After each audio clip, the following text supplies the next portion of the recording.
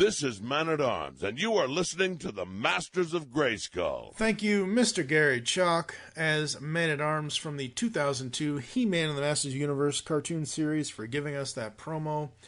I'm, of course, TFG1Mike. Joining me is OptimusSolo. Hello, sir. Hello.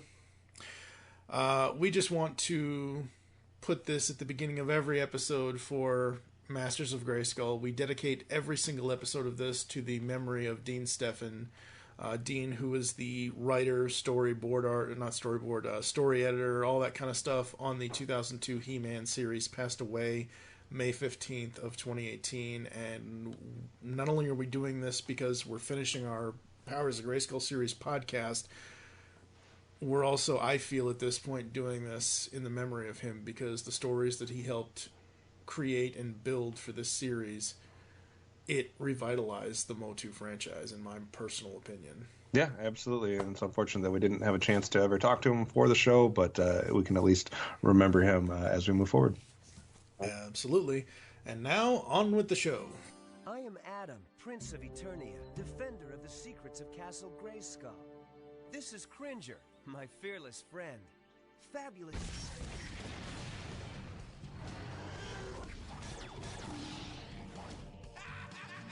By the power of Grayskull! I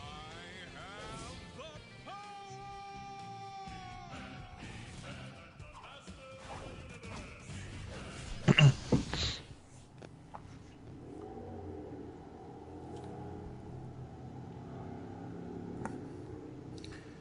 the Yes, that's a motorcycle farting. I thought that was a freaking Battle Cat. All right. Hello, this is Optimus. Hello, Retake! welcome to the 109. What? Retake! What? You, you broke up. Hello, this is Optimus, and then it was silent, and then Solo. I'm like, what the hell? I thought I didn't hear that on my end. I thought you choked on something. No, that was you. All right. Ooh. Technical difficulties. Let's move on, shall we? Hello, this is OptimusSolo, and welcome to the 109th chapter in our Powers of Grayskull series. With me for this journey into the Masters of the Universe franchise, as he has been for the other 108 chapters, TFG1Mike. Hello. Hello. Are you ready to return to Eternia, sir? Of course, because we're actually on Eternia, not some distant dumbass world. Yeah, we don't have to worry about spacesuits and oxygen and rocket ships and things of that nature. So No, it's just undersea armor. Yeah, basically. So in this episode of Masters of Grayskull, we'll be giving you our thoughts on the next 3 episodes of the series, which is Episode 4, Courage of Adam, Episode 5, Sky War, and Episode 6, The Deep End. What was that? Lady Gaga? Something about a deep end? Anyway, so we hope you're ready, because it's time to go back to Eternia. I'm sure she likes to deep throat a few things. But... I'm on the deep end. Oh, God, please don't. I swear to God, even though we're actually to the good series right now, I swear to God, you start singing Adele, I will fucking leave this podcast and you'll have to do all the work.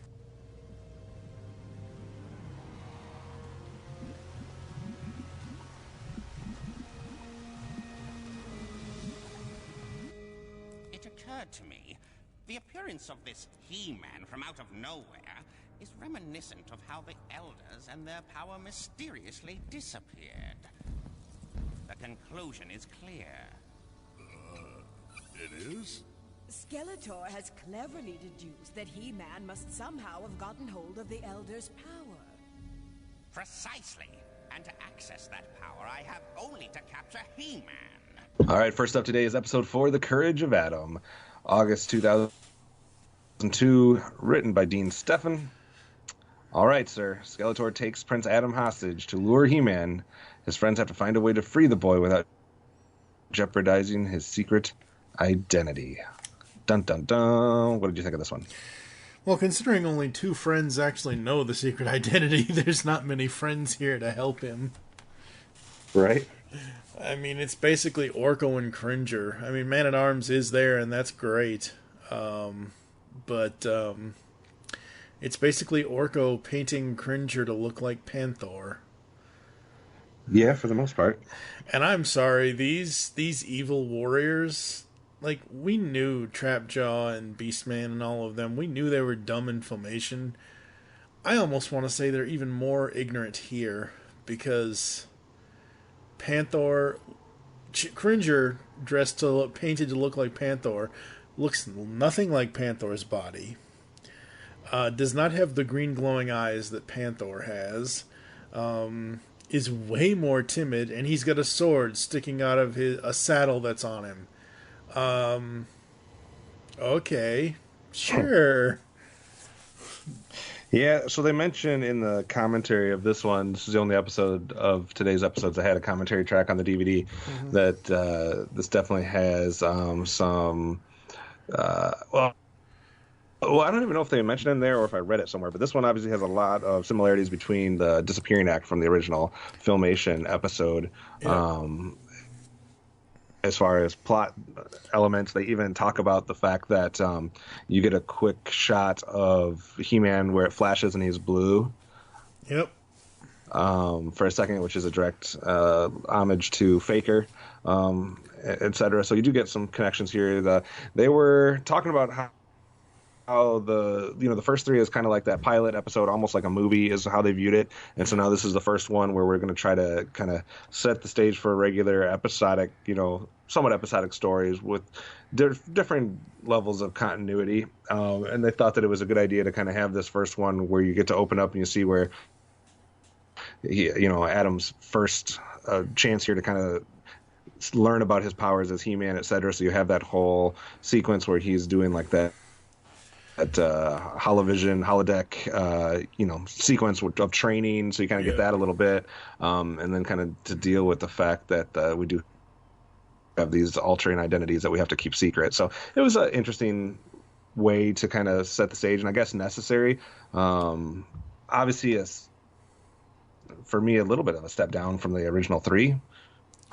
Just because you don't get that heavy dose like we did that you're going to get in like the intro, where it's like setting a lot of the character storyline history, etc. I like those types of episodes better, so you're going to kind of take a step back, have a little bit more of a light episode here with some fun and just kind of get going. So maybe a minor step down for me in this one. It is a little bit of a step back, but it's not really necessarily a step down. I thought it's more of, we mentioned this last episode, he just knows how to use the powers immediately. Well, this is the episode right now where, okay, the big three-parter, the big pilot, the big whatever, the beginning, He-Man wasn't in it he was in it for a good chunk, but he wasn't in it for like 90% of it. 90% of it was Adam, 10% of it was He-Man. So, here we have basically them using Adam's fears and doubt and everything else against him to try to figure out and whatever is going to work, whether they can get He-Man to show up or not, which 90% of the episode he doesn't, because, Adam is captured and he doesn't have the sword. Right. I like whereas, X number of years ago now when we were doing Tales of Eternia, after so many times of keep it secret, run around the corner, make sure they don't see or hear you, like that on repeat. I like that this story is giving us one episode of this, and I like how the, not necessarily excuse, but basically instead of Adam making an excuse to go fishing or to go sleep under a tree, he says, here, I'll go. I want to go with Stratos, or I want to do this, or I want to do that, and I want to, be more proactive. So as Adam, he is trying to be more proactive, even though he can't. He knows that he can't be at the time. But when he walks away to turn into He-Man, it isn't like, where'd Adam go now? Where'd that, I'm sure one of them, Tila, probably said something, but it's not as annoying as it was in Filmation, and it's more story-based than anything else here, I think, and I absolutely love it. I think that's great that they focus on Adam for an episode this early in the series. Oh, yeah, I think it's definitely good that they focus on Adam for the episode. That's not my problem. I just wish that there was some ways to maybe add some more elements of some mythology that they were really heavy on in the first three episodes. So not that it's a bad thing, just a personal preference. I like that they do talk about him and kind of his powers. I guess to, again, taking a direct plot from the first one. I don't know if it's not lazy or anything. I'm just saying it's something that we've already seen in the Filmation one, but it's fine as long as it's not going to be like a ton of these going forward. Yeah. So what more things that you... Go ahead. Well, they picked up his scent, but all they found was this. This doesn't even belong to He-Man. It's a boy's garment bearing the royal crest. No doubt belonging to Randor's son, that callow Prince Alan. Adam. Impressive hounds you've got there. Can't tell a 16-year-old boy from the strongest man in the universe. And by the way, you're shedding. You're gonna be shedding tears once us. So if He-Man can't be sniffed out, how then to make him resurface? We play on his sentimentality. Remember how quickly he came to King Randor's rescue? We can't get to Randor anymore. The kingdom's on high alert. The palace is impossible. Who said anything about Randor? I'm speaking of his son, the prince. We have only to capture him, and He-Man will surely show up for the rescue. And this time, I'll be ready for him. Behold! Bill, what it does is, yes, it may be them homaging the Filmation version of Disappearing Act, but it's them telling a fluid story, whereas we're not going to... Yes, every episode, I'm sure, and I'm pretty sure this is true because I remember watching it X number of years ago now. I'm sure every episode they're going to have a thing of, oh, where did Adam go? And Man-at-Arms is going to say, oh, well, you know, Man-at-Arms or He-Man, or, oh, he's safe, or he's whatever.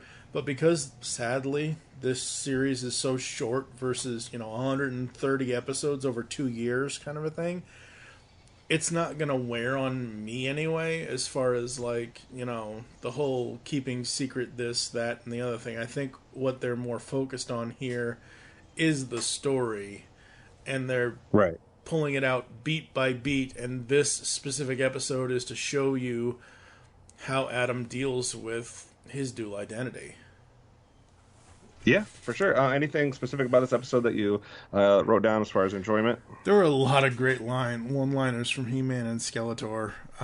The two of them, I love the way that they interact with each other, and some of the things that Skeletor says to his cronies. Very well done.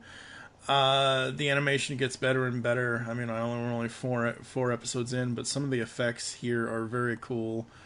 Writing and crafting a story that delves into Adam's character, as we've just kind of gone on about, is the right thing to do after the 3-parter, I think. Because the 3-parter, you had to set up the world, you had to set up the history of it, the elders, Skeletor, the Great Wall. There wasn't a lot of room. I mean, there was more room for Adam to be skeptical of the power in the 3-parter than there was for him to actually, accept it, which this should almost be called, Adam's Acceptance or whatever the hell. I mean, the episode title is fine, but no, it is absolutely amazing. I still love this one. What about you? It's Tila. Well, not just her, my father, too. They both think I chickened out in battle. Adam, you cannot, under any circumstances, reveal that you are He-Man. Yeah, no kidding. But that's no reason that me, Prince Adam, can't show them that I've got what it takes also. And who knows? If I step up in battle, really step up, I'm no He-Man, but maybe he won't be needed. Adam, I'm afraid that as long as there is evil in the land, He-Man will always be needed. Yeah, a couple of things I noticed. Number one, obviously this episode shows Skeletor as kind of this uber intelligent and very formidable opponent. Mm-hmm. So I thought it was really good that they kind of gave him some of these more intellectual things that he's figuring out. One of them obviously being that I found interesting, that they basically have Skeletor figure out He-Man's power source right away here in the first episode after the pilot. So he's already starting to come to realization that he's getting his power from the council, etc., and that there's a source of his power. It's not just something that he just inherently has. So yep. I thought that was pretty cool for sure. What about anything negative or a rating for this episode? The only negative I have, and it's a negative I'm probably going to have throughout the entire series, is that Orko is still annoying. Yeah. Original Orko, voiced by, the late great Lou Scheimer, who, ran Filmation and everything else. That Orko, his voice was a lot less jarring than this one. And this one they've built in, like, certain catchphrases, like tra-la-la and treddly-dee and treddly-dum, or whatever the hell he said. This Orko is by far the worst of the two Orkos. Yeah, so far I agree. It's hopefully will grow up on me later, but yeah, right now I'm not necessarily digging it. What about a rating for this one? What did you give this one? 3.5. All right, we're not too far off. I'm at 3 even. Like I said, just a little bit down from the other one, still slightly above average, so not a terrible start. I get why they did it, so I'm not going to complain too much. Yep. All right, so we're going to take a quick break. When we come back, we'll talk about episode 5. I know there are still details to work out in the trade dispute between Avion and Andrinos, but even so, please reconsider our proposal. The people of Eternia must present a united front against Skeletor's evil. My people and I look out for ourselves. We see no need for alliances. We're safe in the Mystic Mountains. Whoever this Skeletor is, he poses no threat to us. He poses a threat to everyone. We must all work together to defeat him. Alliances are for the weak. My people have survived for ages with no one's help. Andrinos is impenetrable. Our sensor screens can see an attack coming from far away. Very well. You must do as you think best.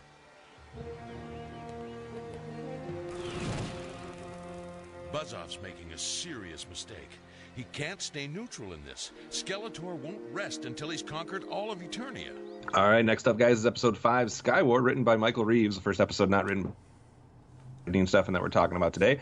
Skeletor instigates a conflict between the Adrenids and the Avions in order to get his clutches on Ambrosia, the magical food of the Adrenids. So, first time we're going to get to see an in-depth look at some of these, I guess, alien races, or however you want to call it, different races in the Eternian war, planets, or however you want to word it. So what did you think of this Andrenids versus Avions and Skeletor instigating mischief? Well, first of all, Skeletor instigating the mischief. I know we mentioned this other times in the last 7 years on this podcast.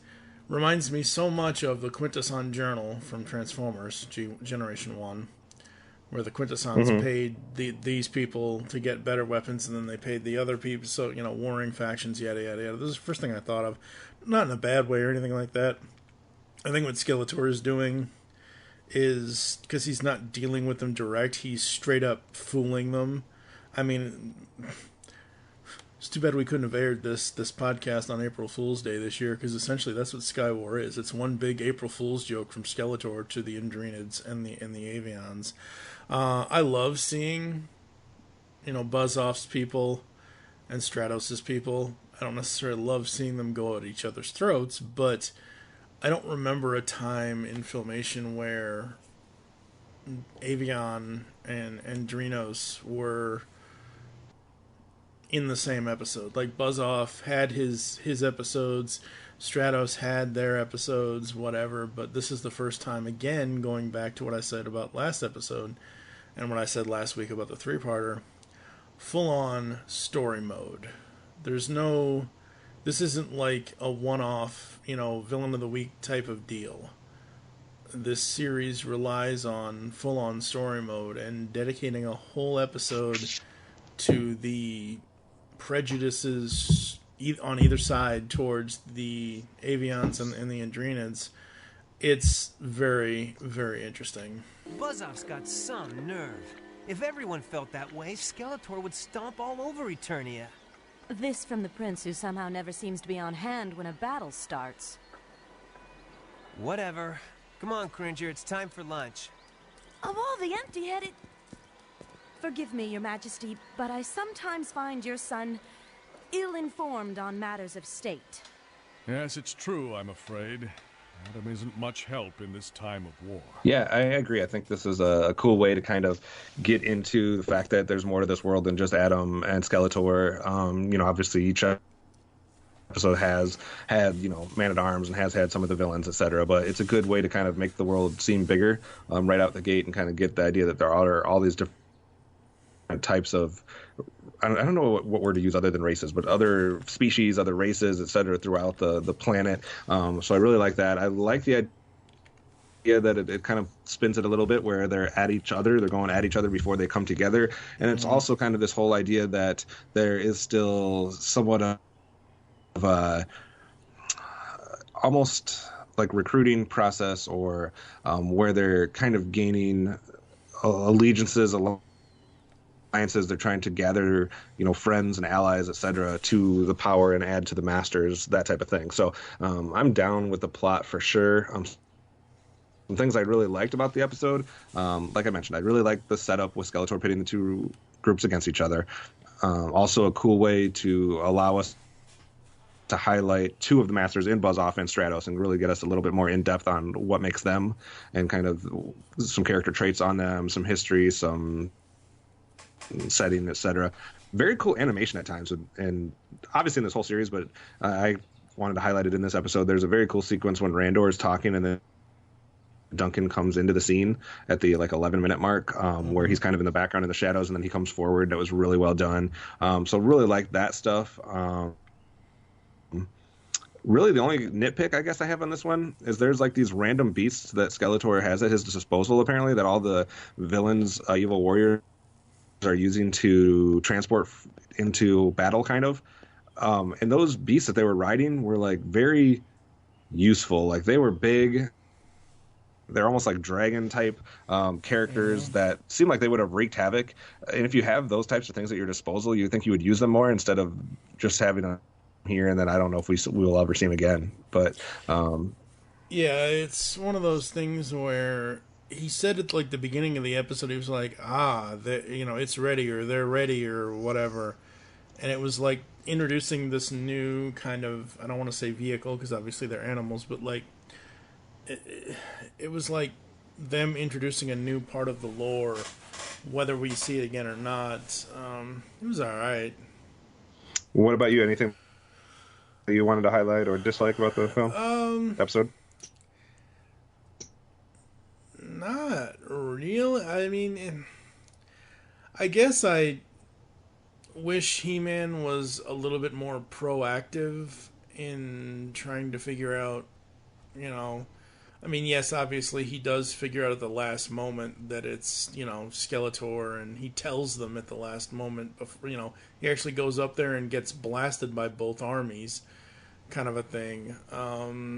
So I wish that was handled a little differently, but still, it's such a good episode. It has such a good vibe to it. It has such, story-revealing moments between both of these, as you said, races of people, that it was a really good episode. Yeah, how good was it, Mike? What rating do you give this one? 3.5. All right, I am at the same spot, 3.5. I think it's an improvement on last episode a little bit. Maybe not quite to the level that we got in the first three-parter, but still a decent episode overall. Nothing to complain about. So we're going to take a quick break. When we come back, the last episode for today, episode 6, The Deep End. Should I sing again? No. Okay. Some kind of power surge emanating from the Sea of Rakash. Nearly off the scale. Ooh, off the scale? Oh, that's bad, huh? Yes, and if the object causing that power surge is what I suspect it is, let's just hope it hasn't fallen into Skeletor's evil hands. Well?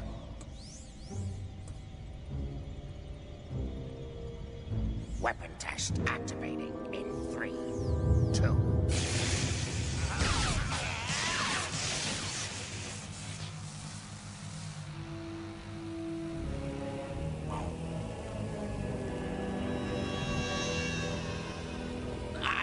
I don't know what happened. Sorry. Much as I'd enjoy seeing Triclops receive his punishment, this was not his doing. Oh? If you have some tidbit of information to relay, Evelyn. Much more than a tidbit. It's sharp, it's shiny, and it's possibly the most powerful element in the universe. Give us another clue. What's the rhyme with? She's speaking of the Korodite crystal. So, the crystal still exists. Of course. It was strong enough to topple the mystic wall. No mere explosion could destroy it. Why didn't I think of this before? You didn't even think of it this time. You are fortunate I'm in a chipper mood, dear Evelyn. All right, cruising right along today. Episode 6 is the last one up. That's The Deep End, written by Brooks. I'm going to probably say this wrong, but Brooks Wachtel. Yep, you're right. He-Man must save Man-at-Arms from the belly of a sea beast threatening Castle Grayskull. Again. Mike, I'm going to go right to you on this one. Oh, boy. Remember how much I loved that merman sequence in the original pilot? Yeah, I know, you didn't. Any guesses on if I liked this episode? Yeah, I know, you didn't. I mean, I like that it highlights Merman. I like that we have a little adventure with Merman, with him stealing the crystal and everything else from Skeletor. We see that not all the evil warriors are always going to follow what Skeletor wants them to do. So I like that aspect of it. I can't believe I'm saying this, but I'm right there with Tila. We can't destroy the beast. Man-at-Arms is in its belly. What, again? Really? You had to do that again? And then to enhance it with having Man-at-Arms have the crystal thing and have the crystal affect the creature? Really? Yeah, it's like they had the pilot. It wasn't quite long enough for the 3 episodes, so they needed to insert something. So they're like, hey, this episode that we're about to do, let's just insert part of that. But then they still did the episode. So it's like, you just did this. We literally just saw like a 5 to 8 minute segment, I swear to God, in that one episode, at least that long. And now we're going to get 22 minutes of the same thing. Okay, I love the interactions between Skeletor and Evelyn so far. Yep, those are good. I like she has this line because he's saying something about how I think Triclops or somebody didn't think of something when he hadn't either. So Evelyn has the line, "You didn't even think about it this time." Yeah. So that was good. I like the kind of the seeds they've been finding, kind of the tension there between the two as being kind of the two smartest in the group. Yeah. And also we do get a little bit more with continuity here as far as they reveal accidentally because part of the episode, obviously, like we talked about, Man-at-Arms is in the belly of the sea beast, etc. And then the sea beast, after having an interaction with the crystal and the sword, goes for Castle Grayskull. However that happened, but somehow he learns that there's power at Castle Grayskull. That's where the sword's getting power. Jumps into the belly of the beast to save Man-at-Arms, and then the sword touches the crystal. The crystal it activates or it does whatever it's going to do to the beast, and then because somehow of the beast knows that's where it comes from. Well, because of the sword and because of the power between the sword and the power between the crystal, then they head to Grayskull. Yeah, so they're heading to Grayskull, and then obviously Man-at-Arms gives Tila a directive that if it's getting too close, destroy the beast, whether he's inside it or not. You can't let it attack Castle Grayskull. Well, we come to find out, which we wouldn't have known, I guess, otherwise, because, in the Filmation series, we always know that Castle Grayskull is important. Skeletor is always trying to break into Castle Grayskull. He's always trying to get to the power, get to the sorcerers and get inside past the drawbridge, etc. So we've always viewed Castle Grayskull as just this common thing that everybody knows is important for the most part, at least Skeletor and He-Man and those that know the identities. I didn't ever consider the fact that up to this point, I guess in the series, which is genius to me, that Castle Grayskull is just seen as this pile of ruins, this old abandoned time, artifact of ancient times, so to speak. Mm-hmm. So by doing that, Man-at-Arms reveals that there is something important about Castle Grayskull, and Skeletor, being the intelligent character that he has been painted so far in the series, immediately picks up on that and learns now that there's something important about Castle Grayskull, because why would Man-at-Arms have his daughter, risk killing him just for this pile of old building type thing. So that was a cool element, I thought. Yeah, that was very cool. And plus, I also got, and it's mainly because I have seen the series before, obviously, but every time that we only saw it, I think, once in this episode, but every time in this episode that the sorceress is shown during the Grayskull attack, I'm like, it isn't really going to matter if Man-at-Arms is around anymore, because she still has one more ... and we'll save that for another episode, because anyone that's seen this series, they put a new spin on the quest for Tila, and it's really friggin' good. Yeah. So we'll get to that. Some little nitpicks on this one, I guess. Like I said before, the premise of this episode is pretty boring. So at one point you have Man-at-Arms swimming in stomach acid. I don't think that should be possible. Now, they don't completely gloss over it, because the stomach acid does do damage. It eats up part of his armor. There's even a line from He-Man that says, the stomach acid lightened up his armor so he could carry him, etc. So the stomach acid is eating through metal and whatever else his armor is made out of, but not his skin. Yeah. Good form. He-Man! Come on. We might need to put that practice to use. Yeah, so that was a little much, but I mean, I can overlook it because, again, it's one of those things where this is the second time they've done this. Technically, if you really want to think about it, Man-at-Arms, because of the stomach acid, should have been dead. He should at least be a quadriplegic or something, paraplegic, from the first time he was in there, because he swam through it then too, and he didn't have any armor on at that point. Right. So, for sure.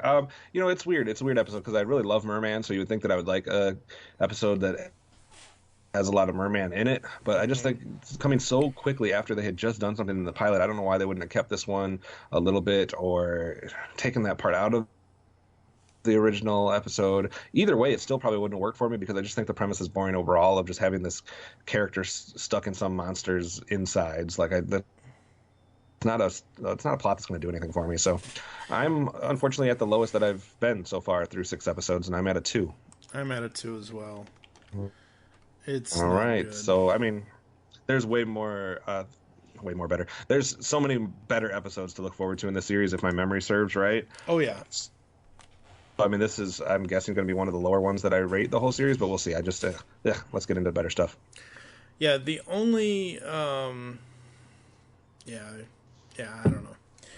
So, what about any the characters that stood out over the course of these 3 episodes? Or obviously you mentioned that Orko's still kind of on your nerves. Orko's still on my nerves. Several episodes I mentioned that everybody gets a power sword except Orko. Mm-hmm. There are episodes where I've said, Orko can have a Havoc staff, but there isn't really anything either way with these 3 episodes that really stick out that, make me feel like I have to give out a power sword or a Havoc staff. Again, it's not just because we just came off the worst He-Man cartoon ever. It's just because that... Maybe it is because of that, but I just find this so much more enjoyable on a whole, and I enjoyed this, 7 years ago when you and I both first rewatched it separately just to watch it.